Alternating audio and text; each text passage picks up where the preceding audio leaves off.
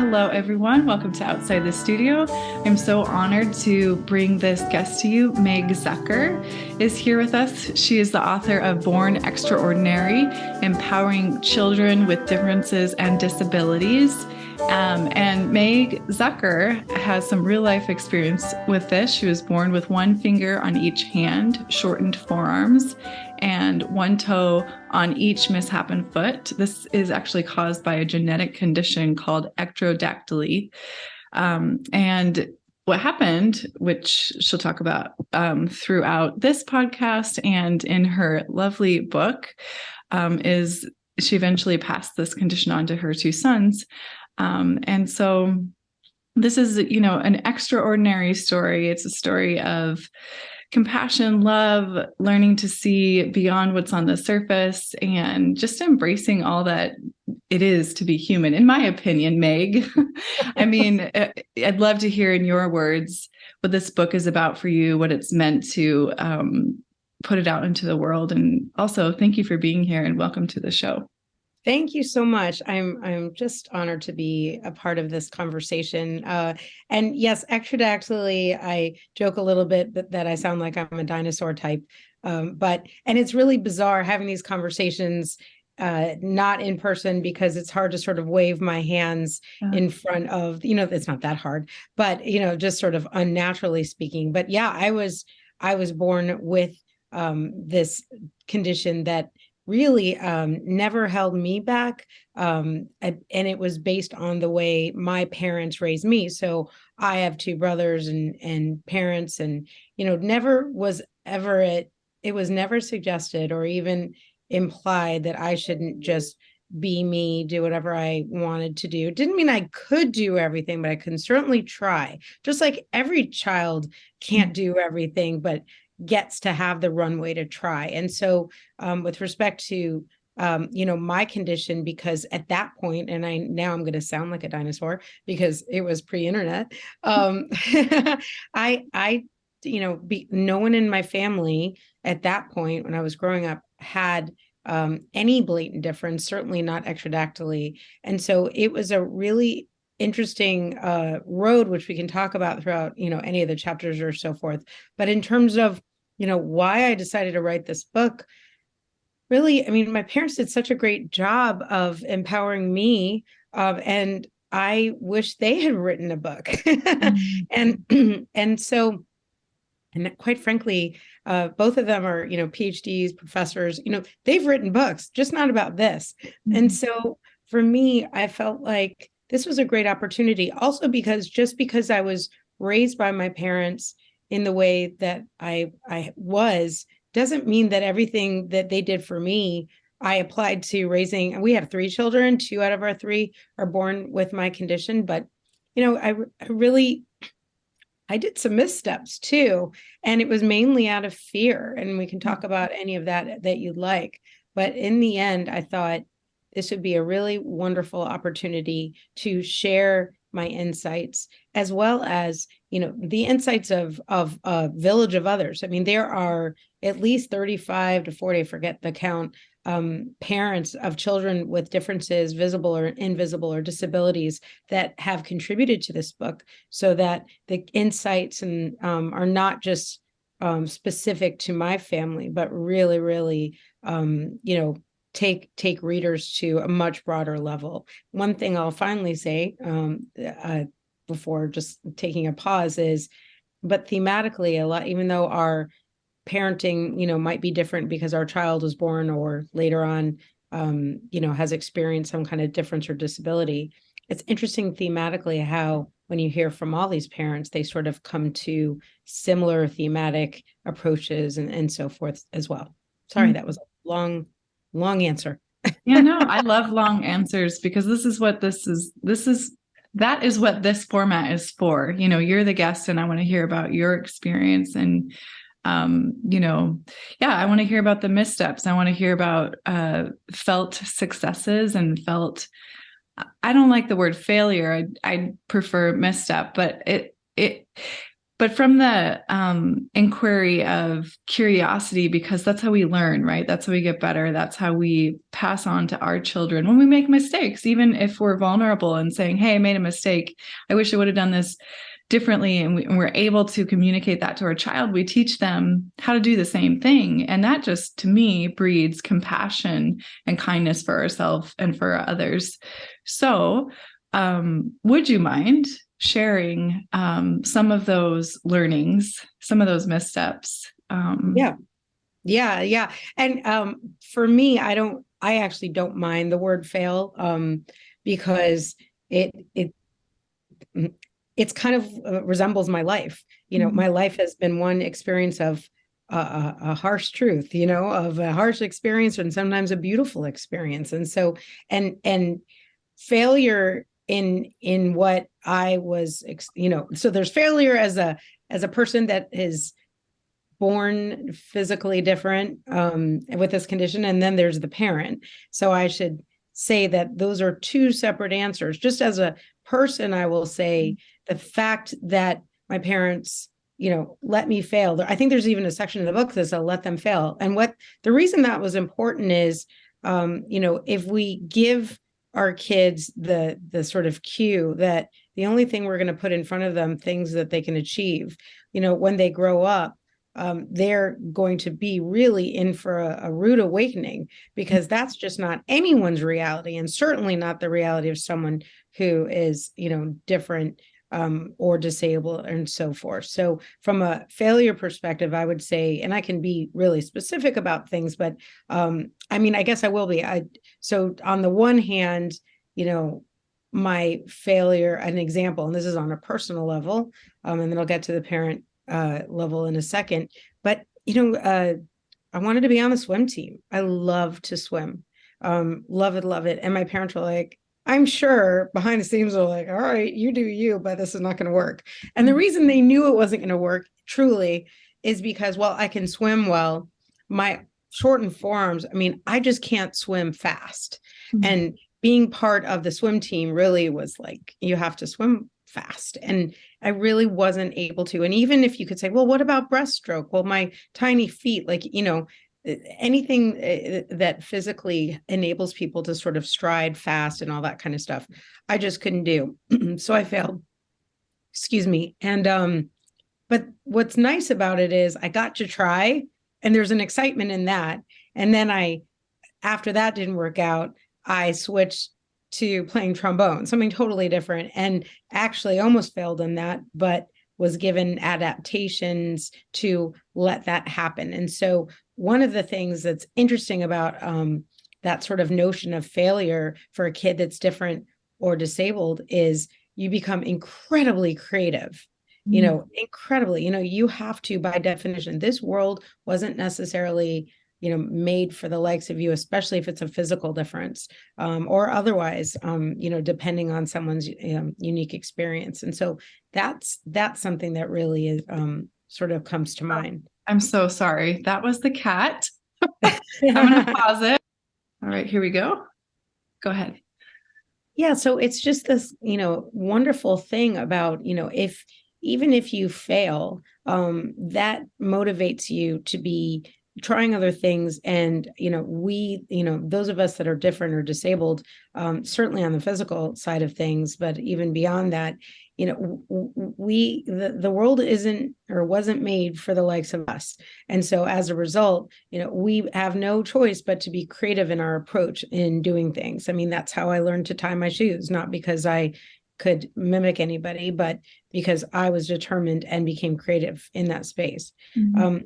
As a parent, just switching gears for a second, the let them fail is really interesting, because that's where my parents really did a great job and I didn't entirely. And what I mean by that is I think they were much more sort of created from the cloth of just let her do her and we'll see what happens. And for me, I think I had more fear and anxiety, like, oh my gosh, I want them, I don't want them to be embarrassed by something. I don't want them to, and I'll give you a simple example, which is I used to pre-open, if it was for snack, a chip bag or waters, I would pre-open, things for them so that when they arrived at school, they were already open for them, and I thought that I was saving their pride.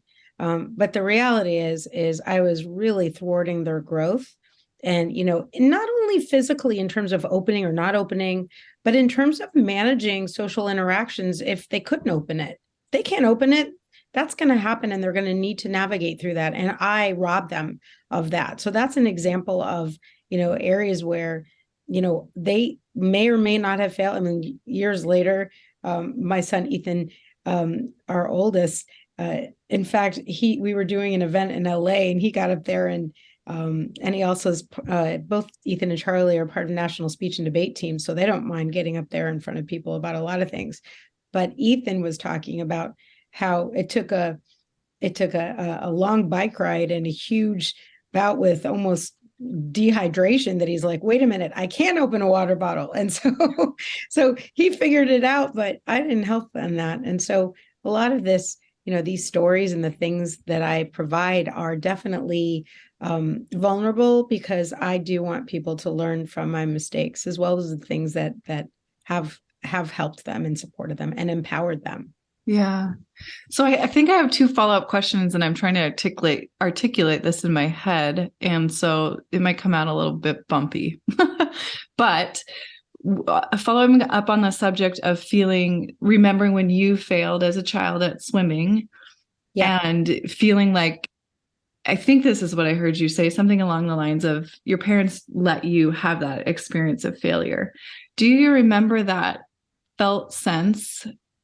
And did it feel like, here's where I'm going with this.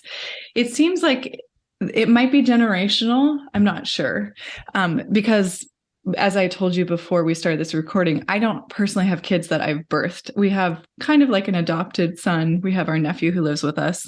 And for all intents and purposes, I inherited him when he was 15 years old, right? So he's like a fully formed human being. And so I often wonder about, in terms of failure, thinking back to when you're a child and you feel like you failed at something, how your parents handled it, and what, if anything, do you remember a felt sense of being like overly identified with that sense of failure? Or because your parents were taking a step back and letting you have that experience, you were able to kind of color it in as this thing I tried once that I really wanted to do, but it didn't quite work out. So I kind of just was able to switch gears. Does that make sense? Yeah. I mean, look, I think it's very person specific. It depends on, the nature and makeup of who they are. So I'm not certainly, going to be saying something that I think applies to all. I will say, for me, it becomes even a layer of more complexity, because I was very, very focused and determined of assimilation. I wanted to be like everybody else. I was the only one that was different.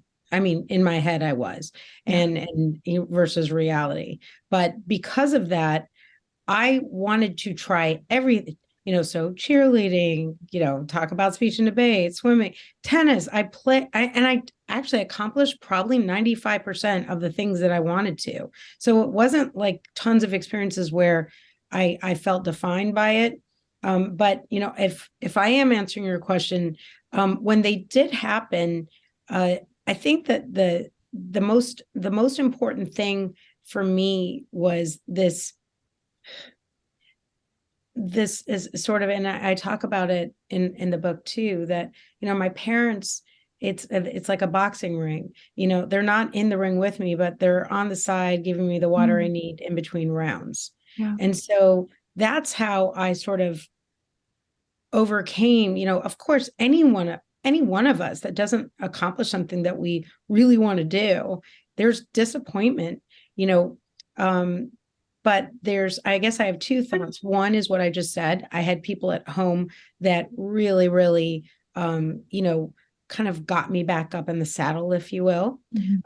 But then there's another layer of this, and that is, sorry, there's so many layers, but the layer is this, especially for kids that are presumed incapable at one first glance, that with most people, they sort of arrive and their kids and they're like, world is my oyster. And the parent role is sort of helping them climb down from all the things they thought they could do, because why not? And when you are physically different or disabled, on the other hand, when you do accomplish something, it's almost like a climb up, and you get to climb up to all these wonderful things because the expectations are different. So for me, I had a drive to try things, but it doesn't mean that I necessarily expected I could do them. Like most people expect they can do things, and then they just hope to do them incredibly well and stand out that way. When you don't expect to do something in the first place and you can't do it, you're like, that's disappointing, but let me try something else. Does that make sense? Yeah, it totally makes sense. Yes, thank you. And so then the other part of this question is, as a parent now, and I see this across the board, right? With parents. And again, it's from this lens of not really being a parent myself, but just kind of looking at parenting and generationally. Why is it so hard? And I mean, I know this comes from a place of love. Parents want to protect their children from disappointment, from hurt, from all these things, even though it's like, I wonder, in your experience, when you are doing something proactively to have your child avoid a situation where they may or may not feel that disadvantage, right? Or that sense of shame, or that sense of loss, or that sense of the inability to accomplish something that they want to accomplish. And like, because you just said this, that is doing a disservice to them. How do you then correct it or go back and address it if you do? Or what has been your experience with that as a parent? I would say, well, in terms of correcting it, there's something that comes to mind right away, which is it's not like I purposely said to my boys, you can't do this. But what I did do, and it's sort of more subtle, is not, because, we have a daughter that isn't born with that condition. And so I found myself introducing to her to things that I didn't fathom that they were capable of. And so, and I'd have to deal with that and address it. And in fact, in the book, I share the story, which I'll do right now, which is, I really thought it'd be great for our daughter, Savannah, who, by the way, we call her Banana. I mean, she was a competitive gymnast for years and years and years. And, now she's very, energetic and athletic and all those kind of things. And in my head, I came from a background of, nerdy music people. And so for me, like, of course she should take piano lessons. And in fact, my husband's partner, at work, his mother-in-law was getting rid of her grand piano, and we brought it into our house. We're like, yes. And in my head, I thought, this will be so great for Savannah. She can take these piano lessons. So I hired a piano teacher, and as she was taking these lessons, Charlie would come in, our middle child, who has my condition. Now Charlie has 2 fingers on each hand, 2 toes on each foot. Ethan has 1 finger on each hand, 2 toes on each foot. Their forearms are normal length versus mine. So ectrodactyly doesn't mean, oh, you have 1 finger on each hand. It means you have some kind of missing digits of whatever that means. Anyway, so with Charlie, he would sit there and watch his sister and sit there and watch her have her lessons. And in my naive head, I thought, oh, he just wants to play with her and he's waiting for a lesson to be over. And it wasn't until I heard someone playing beautifully, and I yelled out. I think I was upstairs from my office in the house, and to our sitter at the time, oh my gosh, did you hear that? She's doing a great job. And Meg, that isn't Savannah. She's in the bath. I'm giving her a bath right now. And I go downstairs and there's Charlie playing. And he, to this day, I mean, he's an incredible pianist, incredible. And so I got him lessons, and I'm sorry that I took so long with the story, but just it really is the realest way that I can tell you that it wasn't that I was purposely like, oh, he said, completely. On the other hand, now I'm going to correct myself. Yes, there was another story where he wanted to play baseball. And I'm like, how can you possibly do that? How can you wear a glove? And so in the end, he petitioned for us to do that. And we thought he'd fail. How can you wear a glove? And if you have two fingers? And the answer is you can, so because our son, made certain that we figured it out with the right type of softer glove and so forth. So, but I hope I haven't, veered away too much from your question, but at the end of the day, it's complicated. But what the best thing any one of us could do is realize you don't always know best. You don't know, you should not jump to conclusions. You shouldn't jump to assumptions. You shouldn't decide in your head what they can or should be capable of doing, because if they have a yearning, then let them focus on that. Yeah, that's beautiful. Thank you so much for sharing those stories. I find stories to be such a lovely way of letting a particular subject matter that is complex and nuanced really land, and be like something that we can all really understand and that it carries forward with us as a lesson learned. So thank you for sharing. Absolutely. And on this thread, this is taking me to something that is very central to the book, this the terminology of difference versus disability. Yeah. And I'll let you go into this, and just obviously, like, if we all took a moment to think about the difference in connotation between those words, I think we would realize, right, that disability can have a negative connotation. I'm not asking you a specific question, but I would love if you could dive into that topic for us a little bit. Yeah, it's such an important topic. I'm glad you asked about it. I remember I had written an article in a magazine, and they, to my, let's just say, surprise, titled it "Why I Hate the Word Disabled." I'm like, oh, thanks, people. Like, it was just, I'm like, really? Like that extreme sort of eye-grabbing thing is the last thing I want to do, because I think it offends people, and that is not my intention. My intention is not to alienate anyone when it comes to this discussion, and that's what it is. It's a discussion. But I will say that for years, I never identified with the label and the word disabled. I hadn't thought about why, but I just didn't. And I think because I really felt like it was just suggestive of someone who's less than, and I'd been raised to just do more than, and that was who I am, my spirit and everything. And so I really resented it. I even resented it coming out of in law school, in a law firm had labeled me with that, as part of their brochure. And I really resented it too. So and I had a lot. Look, when I was younger, I used to hide my hands. I was a very different type of person, especially when it comes to in public or, and so forth, not certainly with my friends or family.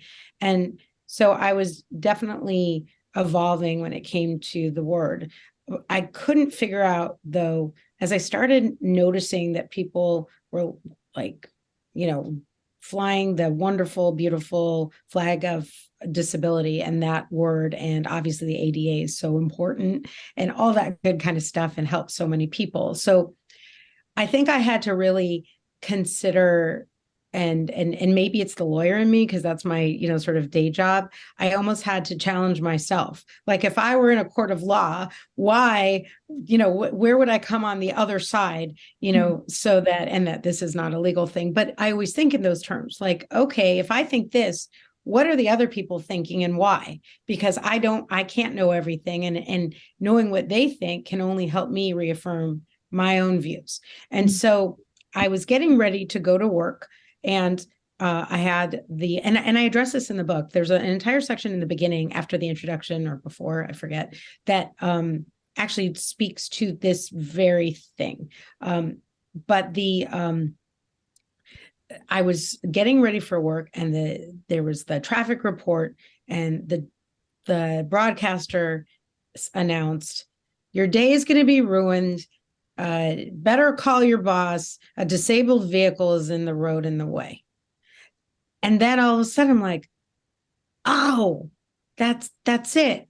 This term is still used in a negative way in the common vernacular. People aren't thinking about it, but it is true. And as long as people are thinking about this word in connection with something that's in your way and it's going to cause a headache, then that's interesting. So I run my nonprofit, Don't Have It Flaunt It, and actually on our social media, I think it was on Facebook, I typed it in. I said, I finally realized this, and here's what I heard. What do people think about this? Because again, I really wanted to understand more about where people were with this.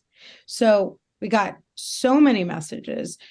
A lot of people were like, you're right, Meg. A lot of people whose children were different, or, disabled or whatever the label should be. But they're like, yeah, that word, I don't think of my son or daughter that way. They're just who they are. And, we don't like that negative, label because we think it is still a negative label, but we understand if other people, everyone wants to be like understanding. They're not trying to speak for anybody except for themselves. But then it was interesting because I did get a couple of people that were like, oh yeah, I identify with this for sure. Mm-hmm.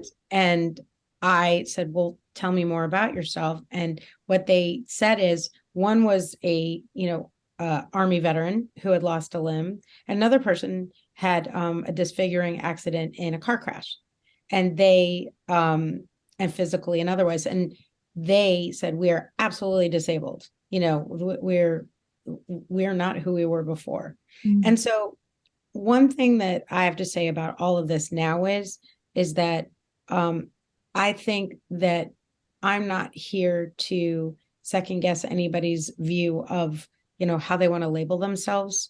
As I say in the book, while I use the word different, if someone calls me or my kids disabled now, I'm like, okay, well, that's how that's a label you want to do. That's fine. But most importantly, it's really about, are you or your children, for the purpose of this book, are you considered atypical and judged by society as outside the norm? That's who we're talking about. And however someone wants to label, their child or, within their family or whatever, then I'm not getting in the middle of that, nor should I. I wouldn't ever want to. Mm-hmm. Yeah. Thank you so much. I appreciate that. I want to, this is a broader theme, and then I want to narrow it down to something. So the theme of, again, central to the book, and we've talked about this without naming it as such, but more specifically, being an advocate for your child and for yourself. You've given many good examples of, doing things differently and the challenges that you face that are probably different than those of us that are born without thinking about what it means to have all of these fingers and all these toes and arms a certain length, right? So can we dive into this topic a little bit more broadly? And then I'll narrow us down to a specific section in the book that I want to dive into. Well, you're talking about broadly about being an advocate. So, yes. So there's two things that come to my mind right now. The first one is, the first chapter is called Embracing the New Normal. And that really has a very, very focused, discussion about the parent or caregiver themselves. What kind of person are you? Are you a person that worries about what people think, and so forth? Because how can we expect our children to be able to withstand the inevitable stares, pity, and so forth if we ourselves can't find the strength to sort of release all that fear? Mm-hmm. And so, so for being an advocate, that's my first thought, which is you have to do some, self-work and focused. And I don't just say it, I in the chapter go into, and how do you do that? And for me, and we're all different, right? My husband's very much like when Ethan was born. I was so happy to see him all swaddled up, just for a little bit before his grandparents met him for the first time. His beautiful blue eyes, and and his sweet face, and his limbs were covered. Meanwhile, my husband's like, "Here he is, here's Ethan," and the blanket drops. I'm like, "Oh, okay," so the in the book, what you have to do is decide where do you fall in that, and then if you do fall more in terms of worrying about what people are thinking, then I say you have some work to do, and really the letting go of certain things, including the notion of perfection and things like that. But I take people down that road in my first chapter. And so then once you've been able to find that strength, and obviously it can take a village. I mean, I'm not saying by yourself. I mean, there's different ways to achieve that. I mean, you teach yoga. I mean, those kind of things, you need that space for mental peace anyway. And then there's a lot of different ways and resources such as that, but also that I think, depending on a person's interests and priorities and so forth. But after that, from an advocacy perspective, I would say the most important thing that I think I've been able to do for our kids is forecast what's to come. And really giving them, and it's interesting because in the first chapter, just for the parents, I'm like, here's the forecast. I actually put people hope this comes out well after the book is released, but I put people into categories. There's there's the I knowers, like, oh, I know, my grandmother's cousin's stepdaughter, and she has what your kid has, that kind of. But yeah. So I do that for parents too, so that they know what's to come. But for kids, that's one of the greatest ways that I could be their advocate, is so that they did not live their lives feeling blindsided. And for me in particular, I'm not just a parent with this child who has, what they have. I'm a person that gave birth to my difference. So I intuitively and definitively understand what they're about to experience. And so I've done that. And I know that not every parent has, given birth to their difference, but thematically, the examples I give, you don't have to be able to do that. And that's really an important point. Yeah. So I'm just going to pause, but I hope that answered your question a little bit. Yeah, it does. And it's a beautiful segue into my next more, I guess, narrow question. And that is on the subject of bullying, because how can you, any parent sending their kid to public school or private school, wherever, being in a social society, bullying is going to happen, and kids can be really mean when it comes to identifying differences. So I love this section in the book, and there's a piece that I wanted to read from it, where you're walking through this. It's kind of like role playing, right, with your son about being bullied, and so. Sorry, Ernie, I'm talking to my producer here for a second because I'm trying to decide where I wanted to start. I just could read like this whole chapter. Thank you. Okay, let's go back to that moment at recess. You play you, I'll play the bully. That's where I wanted to start. All right, so here's my clap to restart us, Ernie. Thank you. So in the book, Ethan comes home from school and he's had his first experience bullying. And I love the way that you describe talking through this with him and how you addressed it. And I'd love to share a few sentences from the book. And then I'd love to hear you tell us about this in your experience. So I'm on page 192 of Taking the Bully by the Horns. That's the section of Born Extraordinary. And you're saying he would realize that although he couldn't prevent such an awful experience from happening, he could still take charge of his own reactions and understanding of events. Drawing from my coping toolbox, I again employed role playing. And so you say to Ethan, let's go back to that moment at recess. You play you and I'll play the bully.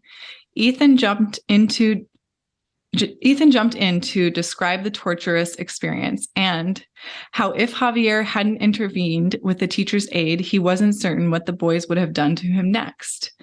I began to taunt him. This is you again. I began to taunt him as he backed up to his bed. He looked anxious, so I stopped and changed gears, not wanting the experience to backfire. Okay, now let's switch. You play the bully and I will play you. At first, I act frightened and ashamed, purposefully hiding my hands. But then I told Ethan I was going to try something different. Your hands are like white carrots, he yelled at me. I looked at him and I stood up proudly with my hands showing. I don't care what you think about me. This was my kid-friendly version of what you think of me is none of my business. I mean, I could underline and highlight that and like exclamation point that quote. And I think this is what you're trying to say to us all when we're experiencing bully is that is the point, right? That is the takeaway for our children. And so I'll just finish out the rest of the page. That was my kid-friendly version of what you think of me is none of my business. Okay, I'm saying it again because I love it. Taken aback, Ethan tried again. No hands, you've got no hands. Although he kept trying to bother me, I continued to appear unfazed by the attempts. And then he said, Mommy, I'm getting tired of trying to bother you. And I swelled with victory. Exactly. So this page is so... First of all, thank you for sharing that experience and what an amazing tool to have in your toolbox and to be able to role play that with your son. What an invaluable lesson for him. As you were doing this with him, could you see that recognition? I mean, you're writing about how he says, Mommy, I'm getting tired of trying to bother you. Yeah, I mean, there's so much to unpack when it comes to that chapter generally. Yeah.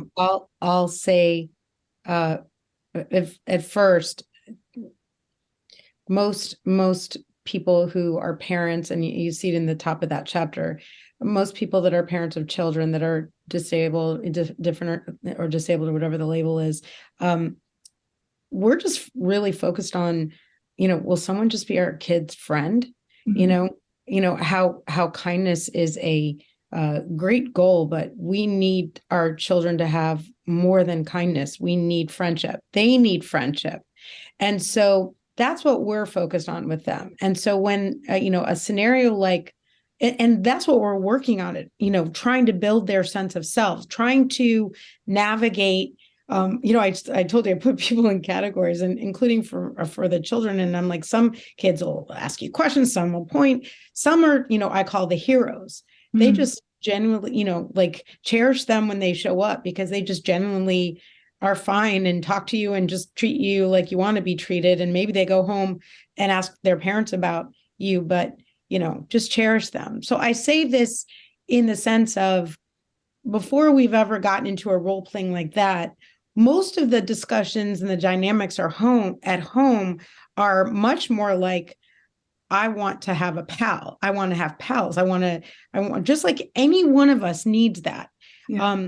And by the way, if we don't have that, then doing the role playing makes it so much more difficult if that kid feels alone. I was part of I was being interviewed on this other podcast, and someone, the person that was interviewing me told me, she's like, I was once talking to someone and the kids weren't being kind to him, they weren't bullying him. He was just ignored. And that's its own level of sort of complexity of loneliness and everything. So I'm telling you this because one piece of that little story is Javier. Javier was his friend that went to go get somebody. And Javi was and continues to be, I mean, now these kids are juniors in college, right? Mm-hmm. But, one of his best friends of his life. And so I would say to you that, part of the role playing and the success of that started before the incident happened so that Ethan had his buddy around to be there in the first place, to get to that strength, to get to that point of, I don't care what you think about me, or what you think of me isn't none of my business. It's almost impossible to achieve if our children don't have our, our circle. That circle can be really small. It can be like one or two other kids, but our circle, and so fortunately, as I was, and that's how that chapter builds. And so when we get to that point, when Ethan's exhausted by it, exhausted trying to bother me, he also knows that strength of not worrying about what other people think is because who you care, who does think. Like he cared about what Hobby thinks. That's, you have to replace it. I'm not sure I even go to the level in this book, but I'm so glad we're talking about it, because it's almost like if we expect our kids to not worry in that way, then we do need them to know that. But there are others that you do care, that you care about what they thinking. They think you're amazing. And that's what matters. And that's what gives them that, inner strength, that core to get through something like that. Does that make sense? Oh my God. Yeah. I'm so glad you pointed that out. Thank you so much for the backstory, and just for the reminder that friendship and acknowledgement is so key in building that sense of who you are, and why it's so important to pay attention to who you care about, and not in that way, but pay attention to whose words matter to you, and why are you placing so much emphasis on that person's opinion of you. It's worth looking at. It really is. So I really appreciate you. There's a phrase that someone had, I didn't come up with it, but I certainly embrace it, which is, don't let them take your power away from you. And your power is self-love. That is your power. And so that's the type of teaching that, you work on with your children to get to that point. And if you don't let them take that power away, then all these other things go away. They really do. I mean, anyway. Yeah. Well, I mean, you bring up a really good point, teaching self-love to our kids. How, in a practical sense, I mean, I think we all get that, in a theory, but in a practical sense, what are some ways that you teach that to your kids? Yeah. Look, the reality is there's an entire chapter in the book called What About Their Dignity? And it really goes into methods of, having kids really build their sense of self and understanding of how to learn to embrace their God-given gifts, I mean, I'm probably not doing a great service of giving all these examples because it's in a chapter, but there truly is an entire chapter in this book that focuses on what about their dignity, because they are going to be,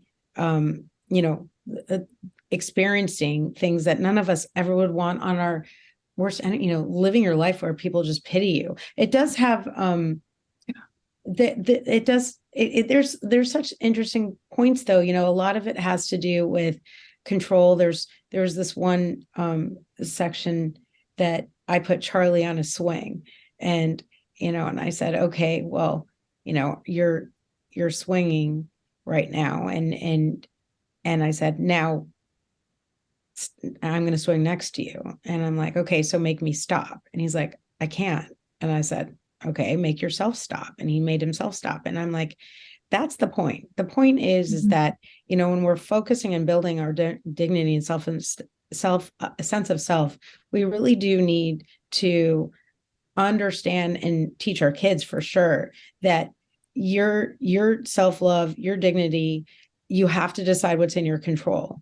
You will be swallowed if you base your dignity and your sense of self on others. It's interesting because there was, and I write about this. This is an interview Oprah did with somebody who her name's Carolyn Mason, and she had this incredible statement, which is, what we really need to do is be madly in love with the life we've been given. And I love that so much. And so much of being able to do that is allowing our kids to walk into that space within their lives and decide, okay, the things that we don't love about our lives, what's happening? Well, what parts are in our control? What are the things that we do love? And those things are in our control. Let's embrace those. So it's kind of down along those lines. Yeah. Yeah. Thank you. I love that. Maybe I'll find that link to that interview, and if I can put it in the show notes. Yeah. Meg, it's such an honor to take the time to meet you here in this platform. And I just loved being able to read through your book. Thank you again for putting it out there for us. Thank you, Tessa. I appreciate it. It's been such a pleasure, truly. Yeah. I guess I'm just wondering if there's any takeaways that you hope people leave this conversation with. Could be something you already said that you want to reiterate, or something that I didn't ask you that you wish that I would have. I think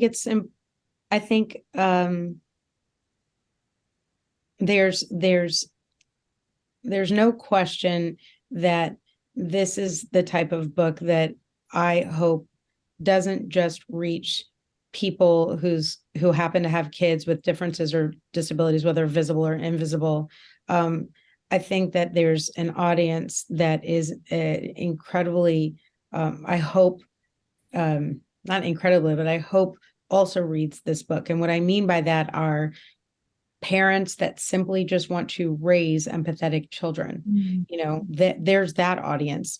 There's the audience of teachers that want to create an inclusive classroom, and need to sort of understand and tap into, we talked about Ethan being bullied. Well, he was bullied at school, and I started my nonprofit, Don't Hide It, Flaunt It, because the principal was like, Meg, how can we help a kid that's different like yours? I'm like, wait a minute, we're all different. So that's a whole different discussion point.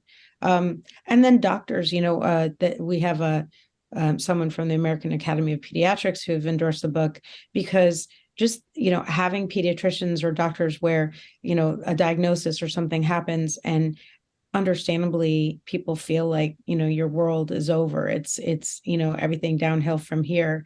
And being able to sort of read this book and be able to hand it to parents and say, everything's going to be okay. Read this book. So hopefully when people think about Born Extraordinary, it hopefully helps and serves a lot of people. At the end of the day, it's my labor of love.